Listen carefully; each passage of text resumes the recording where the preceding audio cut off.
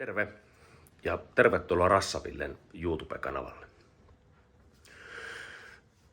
Tämä kanavan syntyhistoria menee tuonne tämän vuoden heinäkuun puolivälin paikkeille, jolloin meidän Topi osti tuommoisen Pemarin 2,5 litran moottorin ja tokas siinä, kun laittoi kuvan siitä, että nyt puuttuu enää vain joku koppa siitä ympäriltä ja taisin kommentoida jotakin, että no, meillä on sitten melkein ralliauto valmiina siinä.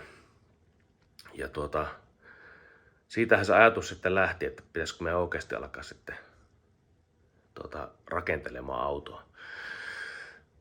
Me ollaan Topin kanssa varmaan ehkä pari vuotta, no silleen vähän puolihuumorilla aina puhuttu, että oispa se kiva lähteä ajamaan rallia. Ollaan käyty keskustelua siitä, että millä autolla sitä ajettaisiin, minkä värinen siitä tulee. Ja se on ollut enemmän semmoista huumorilla heittelyä sitten, mutta sitten suurin piirtein viikko tuosta moottoriostamisen jälkeen, niin sattuikin löytymään tästä lähistöltä, Taipalsaarelta sattui löytymään yksi tommonen E36 sopiva raato ja vielä kohtuu hinnalla kaupan.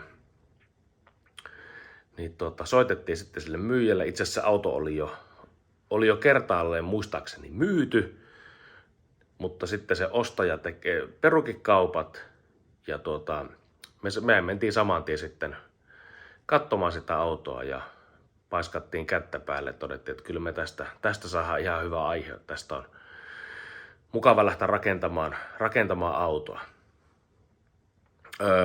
Sen verran mullahan on siis itsellä, mä oon aikaisemmin silloin melkein 30 vuotta sitten Oulussa asuessani Laukkasen Anssin kanssa, joka nykyisin ajaa tuommoisella Mitsulla ajelee rallia, niin Anssin kanssa rakennettiin silloin, tai me rakennettu, no rakennettiin jonkun verran, mutta ostettiin siis tuommoinen Saarnin Sarin vanha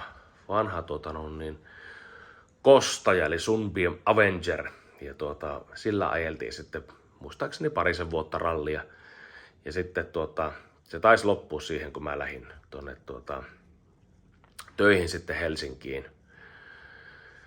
Mutta onhan se lajina sinänsä ollut aina lähellä sydäntä ja sitä on ollut kiva katsoa.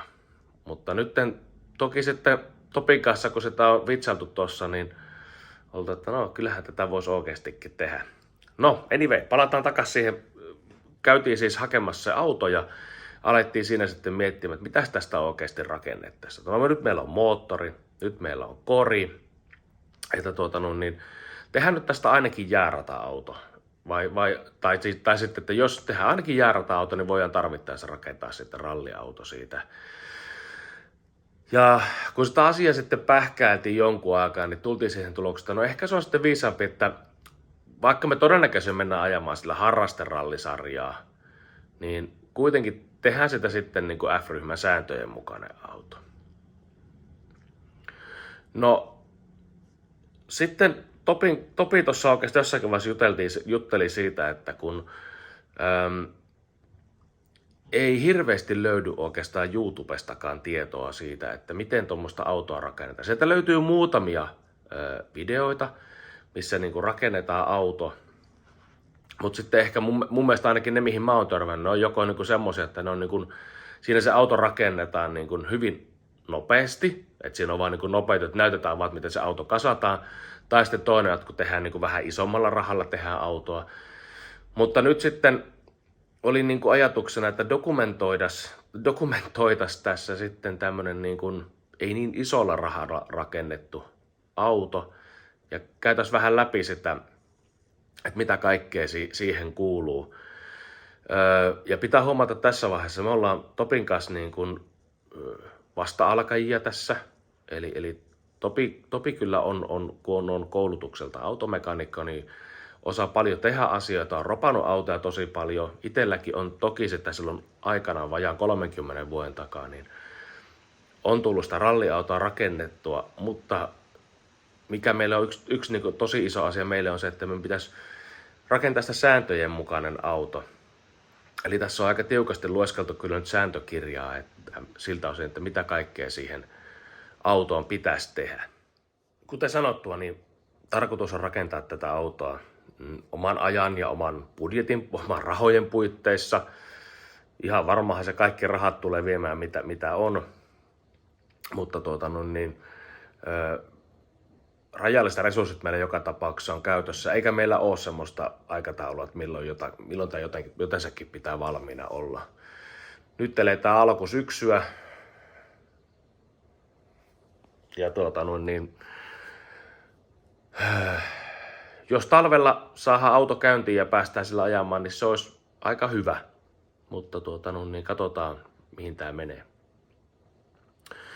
No, joka tapauksessa tämän kanavan tarkoituksena on siis näyttää kaikki ne vaiheet, mitä me tehdään tuolle autolle sen saamiseksi F-ryhmäläiseksi, F-ryhmän luokitusta varten, ja mitä kommervenkkejä siihen sisältyy, ja mahdollisesti siinä vaiheessa, kun saadaan se auto liikenteeseen, niin eiköhän meiltä tule olemaan jotakin sisältöä myös siitä, kun sitten sillä autolla päästään ajamaan.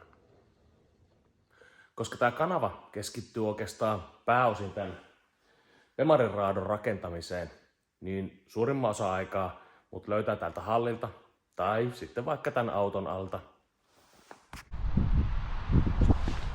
Mutta mut saattaa löytää myös piippailemasta metallinpalestimen kanssa tältä pellolta. Tai sitten mut voi löytää myös kaivamasta kultaa Lapissa. Joten jos tämmönen touhu teitä kiinnostaa, niin laitahan tosta alhaalta kanava tilaukseen. Koska tätä sisältöä tällä kanavalla tulee olemaan.